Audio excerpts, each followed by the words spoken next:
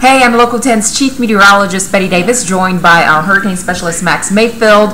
We are tracking Hurricane Harvey, a major hurricane scheduled for landfall along the middle Texas coast Friday night, Max, and it is strengthening. It is. Update just came in, and it's now a Category 4 hurricane. That's 130 miles per hour, and you don't want to get too caught up in the details here. That's kind of the difference between being run over by a semi-truck or a freight train. It's neither one are good there.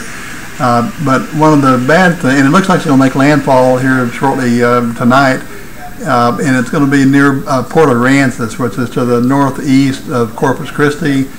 And then after that, the steering current just basically collapsed, and that means it's going to meander around, a loop around Texas there.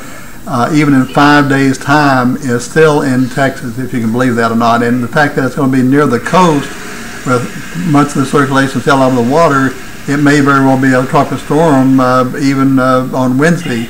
We've talked, Betty, about how people die in hurricanes, and the number one reason is storm surge. About 50% of the people that die in hurricanes are killed by the storm surge, and the highest storm surge in this case may be 6 to 12 feet to the northeast of where the center crosses the coast.